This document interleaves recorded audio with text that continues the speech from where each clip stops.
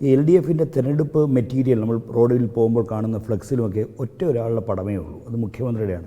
ഈ വ്യക്തി കേന്ദ്രീകൃതമായൊരു പ്രചാരണം CPIMൻ്റെയോ LDFിൻ്റെയോ മുൻകാലങ്ങളിൽ ഇത്രയും തീവ്രമായി നമ്മൾ കണ്ടിട്ടില്ല. അത് എന്തുകൊണ്ടാണ് ഇങ്ങനെ ഒരാളെ മാത്രം കേന്ദ്രീകരിച്ച്? ഇതൊരു PR മോഡ്യൂളായി മാറിയതാണോ, അതൊരു പാർട്ടിയുടെ തന്നെ ഒരു ശൈലി മാറ്റമാണോ? എങ്ങനെ വേണോ അതിനെ കാണാൻ? അല്ല, കേരളത്തിലെ CPIMൻ്റെ ഏറ്റവും തലമുതിർന്ന നേതാവാണ് സഖാവ് പിണറായി വിജയൻ. കേരളത്തിലെ മുഖ്യമന്ത്രിയാണ് സഖാവ് പിണറായി വിജയൻ. നമ്മുടെ തെരഞ്ഞെടുപ്പ് പ്രവർത്തനത്തിൻ്റെ നേതൃത്വ സ്ഥാനത്ത് അദ്ദേഹമുണ്ട്. അദ്ദേഹത്തിൻ്റെ ചിത്രം നമ്മൾ കേരളത്തിൽ പ്രചരണ ബോർഡുകളിൽ കാണിച്ചിട്ടുണ്ട്, വ്യാപകമായിട്ട് വെച്ചിട്ടുണ്ട്.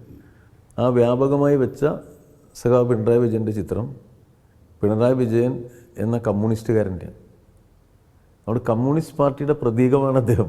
എല്ലാവരെയും കൂടി കൊണ്ടുപോയി വയ്ക്കാൻ പറ്റും. നമ്മുടെ പാർട്ടിയിൽ അംഗം വെച്ചാൽ 5,40,40,000 മെമ്പർമാരുണ്ട്. അവരെല്ലാവരും കൂടി ചിത്രം നമുക്ക് കൊണ്ടുവയ്ക്കാൻ പറ്റില്ല. അപ്പോൾ അതുകൊണ്ട് ഞങ്ങളുടെ എല്ലാവരുടെയും പ്രതിനിധിയായിട്ട് അദ്ദേഹത്തിൻ്റെ ചിത്രം വെച്ചു എന്നില്ല. അതിൻ്റെ അപ്പുറത്തേക്ക് തന്നെ അർത്ഥവിധാനങ്ങൾ നമ്മൾ ഉണ്ടാക്കേണ്ടത്. അപ്പോൾ പാർട്ടിയുടെ പ്രതീകമായി പിണറായി വിജയൻ മാറിയിരിക്കുന്നതാണ്, അങ്ങനെയാണോ അദ്ദേഹത്തെ നമ്മൾ അവതരിപ്പിക്കുന്നത്?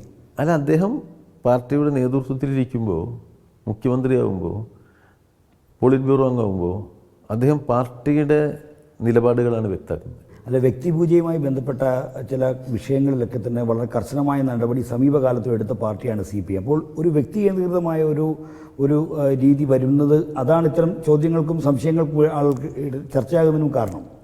എനിക്കറിയാവുന്ന പിണറായി വിജയൻ വ്യക്തിപൂജ ഇഷ്ടപ്പെടുന്ന ആളല്ല. ഈ തെരഞ്ഞെടുപ്പിൽ എന്തുകൊണ്ടാണ് ജമാഅത്തെ ഇസ്ലാമി വിഷയം CPIM കൂടുതലായി ഉന്നയിച്ച് കാണുന്നില്ലല്ലോ? അത് ഞങ്ങൾ സ്ഥിരമായിട്ട് ഉന്നയിക്കുന്നില്ല. അതിന് പ്രത്യേകിച്ച് കൂടുതൽ ഉന്നയിക്കേണ്ട കാര്യമില്ല.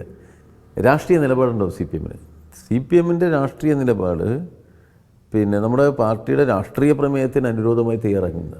തെരഞ്ഞെടുപ്പിൽ ഈ തെരഞ്ഞെടുപ്പിൻ്റെ ഏറ്റവും വലിയ പ്രത്യേകതകളിലൊന്ന് UDFൻ്റെ വർഗീയ അജണ്ടയുടെ വിപുലീകരണമാണ്. പക്ഷേ ഈ ജമാഅത്തെ ഇസ്ലാമിയായിട്ട് CPIMന് സഹകരണം, വെൽഫെയർ പാർട്ടിക്ക് മുമ്പും സഹകരണം ഉണ്ടായിരുന്നല്ലോ. ഒരിക്കലുമില്ല.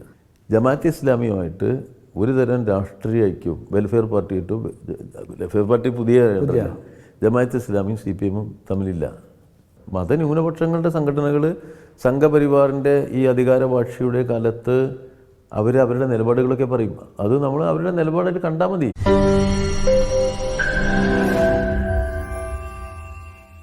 ലോകത്തെവിടെയായാലും ഏത് സമയത്തും 24 വാർത്തകളും ഓഗ്മെന്റഡ് റിയാലിറ്റി പാക്കേജുകളും എക്സ്പ്ലെയിനറുകളും വിശദമായി കാണാൻ ഞങ്ങളുടെ YouTube ചാനൽ നിങ്ങൾക്ക് സബ്സ്ക്രൈബ് ചെയ്യാം.